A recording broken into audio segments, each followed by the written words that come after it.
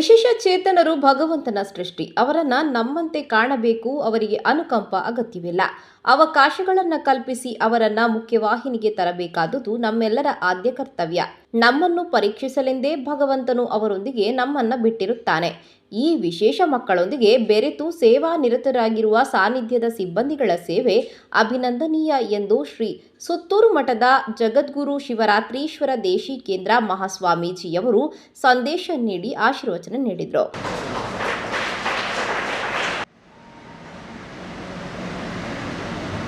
ತಂದೆ ತಾಯಿಗಳು ಮಕ್ಕಳನ್ನ ಜೋಪಾನ ಮಾಡೋದು ಅವರ ಕಾರ್ಯಶೈಲಿಯ ಕಾರಣದಿಂದಾಗಿ ತೊಂದರೆಯಾಗುತ್ತೋ ಅಂತನ್ನುವಂತಹ ಸಂದರ್ಭದಲ್ಲಿ ಬಹುಶಃ ಅವರಿಗೆ ಒಂದು ಭಗವಂತನ ಕೃಪೆಯೇ ಆಗಿದೆ ಅನ್ನೋ ರೀತಿಯಲ್ಲಿ ಈ ಸಾನ್ನಿಧ್ಯ ಅಂತ ಪೋಷಕರೆಲ್ಲರಿಗೂ ಕೂಡ ತಂದೆ ತಾಯಿಗಳಿಗೆ ಒಂದು ಆಶ್ರಯ ಸ್ಥಾನವಾಗಿದೆ ಅಂತಂದರೆ ಒಂದು ಅತಿಶಯೋಕ್ತಿಯ ಮಾತು ಆಗಲಾರದು.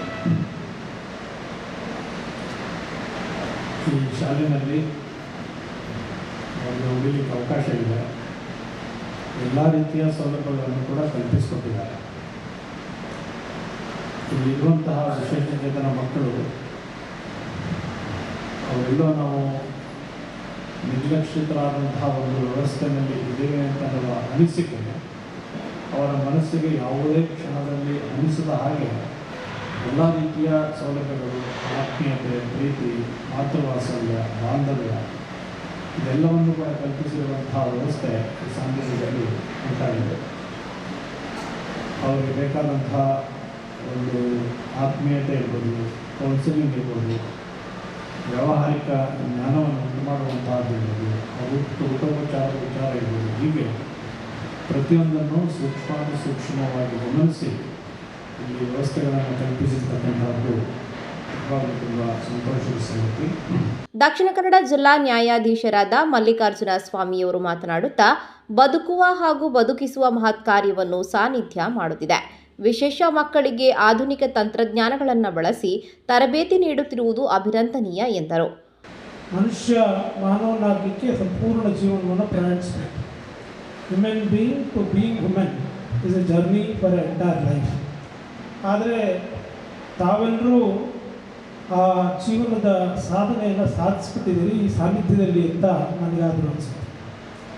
ಮನುಷ್ಯ ಅಂದರೆ ಲೀವ್ ಆ್ಯಂಡ್ ಲೆಟ್ ಲೀವ್ ಅನ್ನುವಂಥದ್ದು ಪಾಲಿಸಿ ಅಂತ. ಅಂದರೆ ನೀನು ಬದುಕಬೇಕು ಮತ್ತು ಬೇರೆಯವರಿಗೆ ತೊಂದರೆ ಕೊಡಬಾರ್ದು, ಬದುಕಲಿಕ್ಕೆ ಬಿಟ್ಟರೆ ಸಾಕು ಅಂತ. ಆದರೆ ಬದುಕು ಮತ್ತು ಬದುಕಿಸುವಂತಹ ಒಂದು ಪ್ರಯತ್ನ ಅದನ್ನು ಬಹುದೊಡ್ಡ ಶರಣರು, ಸಂತರು, ನಮ್ಮ ಶಿವರಾತ್ರಿ ದೇಶಿಕೇಂದ್ರ ಮಹಾಸ್ವಾಮಿಗಳಂತೂ ಮಾಡುವಂಥದ್ದು. ಆದರೆ ಬದುಕು ಮತ್ತು ಬದುಕಿಸುವಂಥ ಪ್ರಯತ್ನವನ್ನು ಈ ಸಾನ್ನಿಧ್ಯದಲ್ಲಿ ತೊಡಗಿಸ್ಕೊಂಡಂಥ ಎಲ್ಲ ಮಹಾನ್ ಚೇತನಗಳು, ಮಹಾನ್ ವ್ಯಕ್ತಿಗಳು ಮತ್ತು ತಾವೆಲ್ಲರೂ, ನೀವು 62 ಜನರು ಈ ಸಂಸ್ಥೆಯಲ್ಲಿ ಕೆಲಸ ಮಾಡ್ತಿದ್ದೀರಿ ಅಂತ ಹೇಳ್ತಿದ್ರಿ. ತಾವೆಲ್ಲರೂ ಬಹುದೊಡ್ಡ ಪಾರಿತೋಷಿಕವನ್ನು ಪಡೆಯುವಂಥದ್ದು. ಅಂದರೆ ನಿಮಗೆ ಯಾವ ಪ್ರಶಸ್ತಿಯನ್ನು ಕೊಟ್ಟರೆ ಸಾಲದು. ಅಂದರೆ ವಿಶೇಷ ಚೇತನ ಮಕ್ಕಳ ಜೊತೆ ತಮ್ಮ ಒಡನಾಟವನ್ನು ತಾವು ನೋಡಿಕೊಳ್ಳುವಂಥ ಪರಿಯನ್ನು ನಾನು ತಮ್ಮ ಪೂಜ್ಯರ ಜೊತೆ ವೀಕ್ಷಣೆ ಮಾಡಿದಾಗ, ನೀವು ಆ ಮಕ್ಕಳ ಜೊತೆ ತೊಡಗಿಸ್ಕೊಂಡಂಥ ವಿಚಾರವನ್ನು ನೋಡಿದಾಗ, ಮಂಗಳೂರು ಮಹಾನಗರ ಪಾಲಿಕೆಯ ಸ್ಥಳೀಯ ಕಾರ್ಪೊರೇಟರ್ ಕಿಶೋರ್ ಕೊಟ್ಟಾರಿ, ಟ್ರಸ್ಟಿನ ಅಧ್ಯಕ್ಷರಾದ ಮಹಬಲ್ ಮಾರ್ಲಾ, ಗಣೇಶ ಸೇವಾ ಟ್ರಸ್ಟಿನ ಖಜಾಂಚಿ ಹಾಗೂ ಮಂಗಳೂರು ಮಹಾನಗರ ಪಾಲಿಕೆಯ ಸದಸ್ಯರಾದ ಶ್ರೀಯುತ ಜಗದೀಶ್ ಶೆಟ್ಟಿ, ಟ್ರಸ್ಟಿನ ಜೊತೆ ಕಾರ್ಯದರ್ಶಿ ಪ್ರೊಫೆಸರ್ ರಾಧಾಕೃಷ್ಣ, ನಿರ್ದೇಶಕರಾದ ಶ್ರೀಮತಿ ಉಷಾ ವಿ ಶೆಟ್ಟಿ, ಮೊಹಮ್ಮದ್ ಬಶೀರ್, ಸ್ಟೀಫನ್ ಪಿಂಟೋ, ವರ್ಷಾ ಪ್ರಕಾಶ್ ಉಪಸ್ಥಿತರಿದ್ದರು. ವಿಶೇಷ ಮಕ್ಕಳಿಂದ ಭಸ್ಮಾಸುರ ಮೋಹಿನಿ ಯಕ್ಷಗಾನ ವೇದಿಕೆಯಲ್ಲಿ ಪ್ರದರ್ಶಿತವಾಯಿತು.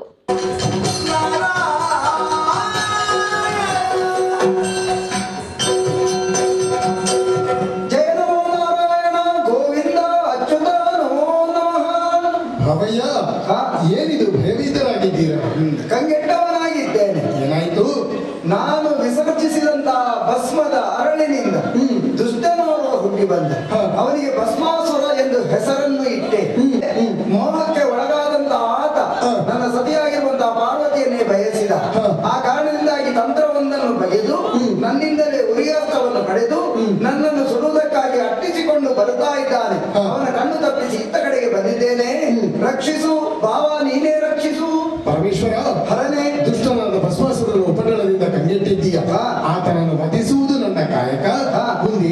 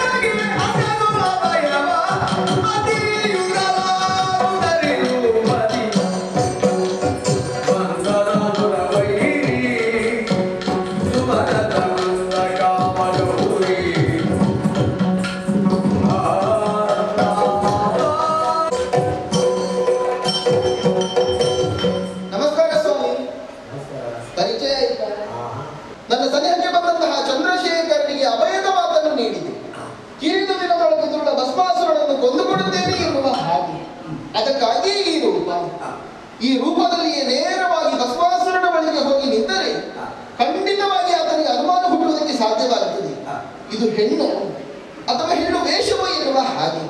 ಅದಕ್ಕೆ ಬೇಕಾಗಿ ಈ ರೂಪದೊಂದಿಗೆ ಬೀರುತ ಕಿರುನಗೆಯ ಜೊತೆಗೆ ಓರೆ ಕಣ್ಣಿನ ನೋಟದಿಂದ ಗಾಯನವನ್ನು ಪಾಡುತ್ತಾ ಹೂಗಳನ್ನು ಕೊಯ್ಯುತ್ತಾ ಆತನ ಮುಂದೆ ಸಾಗುತ್ತೇನೆ. ನೋಡೋಣ.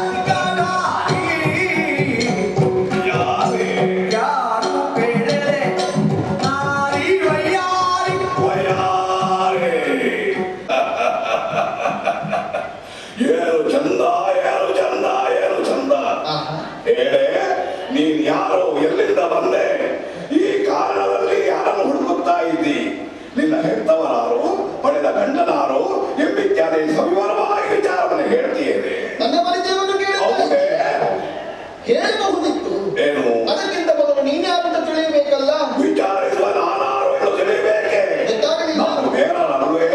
ಪರಮೇಶ್ವರ ಸುಕುಮಾರ ವೀರಭದ್ರಾಸುರ. ಹಾಗಾದ್ರೆ ನನ್ನ ಪರಿಚಯವನ್ನು ಹೇಳುತ್ತೇನೆ, ಕೇಳೋಣ. ನಾನು ಅತಿಕುಲದವಳು. ಅತಿಕುಲದಲ್ಲಿ ಹುಟ್ಟಿ ಗತಿಯಾಗಾದೆ ಬಂದೆ ಮದಿವಂತ ಕೇಳುತ್ತ ಕಥೆಯ ಕೇಳಬೇಕು.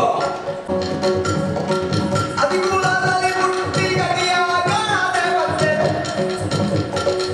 ಮದಿವಂತ ಕೇಳುತ್ತ ಕಥೆಯ.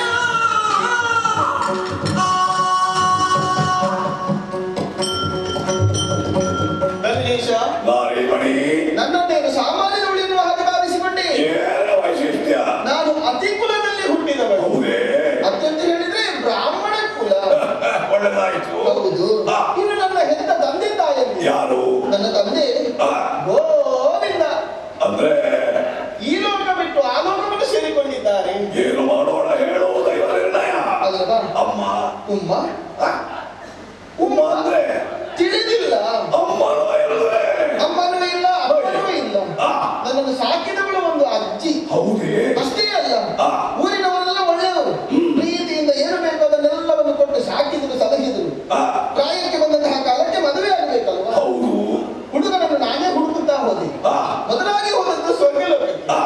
ಎಲ್ಲವೂ ಚಂದವೇ. ಹೌದೇ? ಆದ್ರೆ ಅವರು ಕಣ್ಣು ಮುಚ್ಚುವುದಿಲ್ಲ ಬಿಡುಗಣ್ಣನಲ್ವೇ? ಅಲ್ವಾ? ಹಾಗಾಗಿ ಪಾತಾಳವನ್ನು ಸೇರಿದೆ. ಅವರು ಸೊಟ್ಟ ಇಲ್ಲದವರು. ಸೊಟ್ಟದಿಂದ ಕೆಳಗೆ ಬಲ ಇಲ್ಲದವರನ್ನು ಕಟ್ಟಿಕೊಂಡು ಸುಖ ಪಡುವುದಕ್ಕೆ ಸಾಧ್ಯ ಉಂಟ ಹೇಳು? ಮಧ್ಯದಲ್ಲಿ ನೋಡಿದ್ಯಾ? ನೋಡಿದೆ. ಏನಾಯ್ತು? ಆಗ ಏನು ಮಾಡೋಣ? ಒಬ್ಬೊಬ್ಬರಲ್ಲಿ ಒಂದೊಂದು ಕೊರತೆ. ಹೌದು. ಕೆಲವರಿಗೆ ಕಣ್ಣು ಕಾಣುವುದಿಲ್ಲ, ಕೆಲವರಿಗೆ ಕಿವಿ ಕೇಳಿಸುವುದಿಲ್ಲ, ಇನ್ನು ಕೆಲವರಿಗೆ ನಡೆಯುವುದಕ್ಕೆ ಆಗುವುದಿಲ್ಲ, ಕೆಲವರಿಗೆ ತಲೆಯೇ ಸರಿ ಇಲ್ಲ, ತಲೆ ಸರಿ ಇದ್ದವರಿಗೆ ತಲೆಯಲ್ಲಿ ಕೂದಲೇ ಇಲ್ಲ. ಅಯ್ಯೋ, ಇಂಥವರನ್ನೆಲ್ಲ ಕಟ್ಟಿಕೊಂಡು ಸಂತೋಷದಿಂದ ಇರುವುದಕ್ಕೆ ಸಾಧ್ಯ ಉಂಟ? ಅದು ನಿನ್ನಂತ ಸುರದ್ರೋಪೆ. ಅದಕ್ಕಾಗಿ ಏನೋ ಮನಸ್ಸಿಗೆ ಬೇಸರವಾಯಿತು. ಮರದ ಕೆಳಗೆ ಕುಳಿತುಕೊಂಡದ್ದು. ಇಲ್ಲಿ ಬಂದು ಕುಳಿತೆ. ಹೌದು. ಕಾರಣ ಜಾತಾರಾಧನೆ. ಹೌದು. ಹೌದಲ್ವೇನೆ?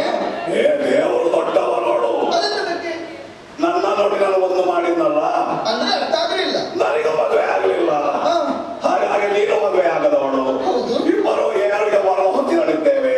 ನೀನು ಮದುವೆ ಆಗು, ನಾನು ನೀನು ಸೇರಿ ಪ್ರತಿ ಸುಖವನ್ನು ಪಡೆಯೋಣ. ಅಲ್ಲ, ಮದುವೆ ಆಗಬಹುದು. ಒಂದು ತಾಹವಿದೆ. ಏನು ತಾಹ? ಬಾಲ್ಯದಲ್ಲಿ ಕೈಗೊಂಡಂತಹ ಪಣ. ಏನದು? ಯಾರು ನನ್ನನ್ನು ಭರತನಾಟ್ಯದಲ್ಲಿ ಸೋಲಿಸುತ್ತಾರೆ ಅವರನ್ನೇ ಮದುವೆ ಆಗುತ್ತೇನೆ ಎನ್ನುವ ಹಾಗೆ.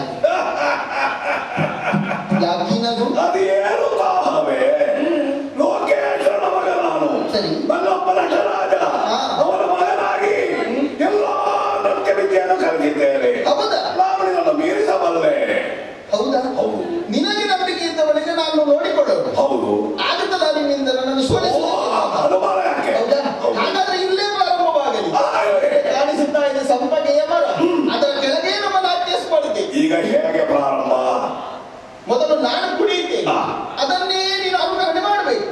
ನೀನು ಕುಡಿದ ಭಂಗಿ ಭಂಗಿಯಲ್ಲಿ ನಾನು ಅದನ್ನು ಅನುಸರಿಸಬೇಕು. ಹೌದು, ನಾನು ನಿನ್ನನ್ನು ಮೀರಿಸಿದಂದಾದ್ರೆ ನಿನ್ನನ್ನೇ ಮದುವೆ ಆಗುತ್ತೆ. ಮದುವೆ ಅದಕ್ಕೆ ಅನುಮಾನ ಇಲ್ಲ. ಖಂಡಿತ. ಮೂರು ಮಾತಿಗೆ ಹೌದಲ್ಲ? ಹೌದಪ್ಪ. ಹೌದಲ್ಲ? ಖಂಡಿತ. ಹೌದಲ್ಲ? ನಡೆಯಲಿ.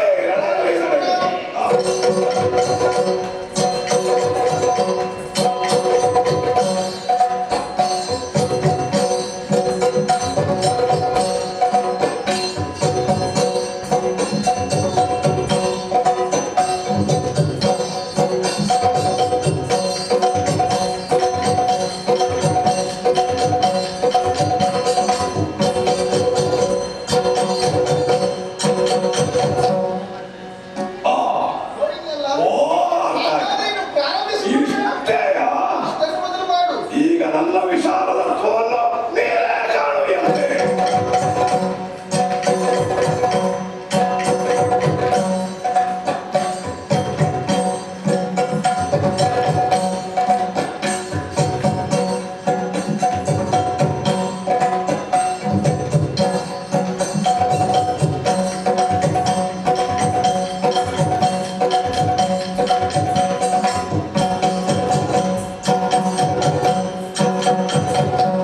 ಇನ್ನು ಹೀಗಲ್ಲ. ಮತ್ತೆ ನಾನು ಕುಣಿದ ಹಾಗೆ ನನ್ನನ್ನು ಹಿಂಬಾಲಿಸಿಕೊಂಡು ನನ್ನ ಹಿಂದೆ ಬರಬೇಕು. ನೀನು ಮುಂದೆ, ನೀನು ಹಿಂದೆ. ನಾನು ಹಿಂದೆ. ಹೌದು. ಹೌದಲ್ಲ? ಸರಿ. ಪ್ರಾರಂಭವಾಗಲಿ.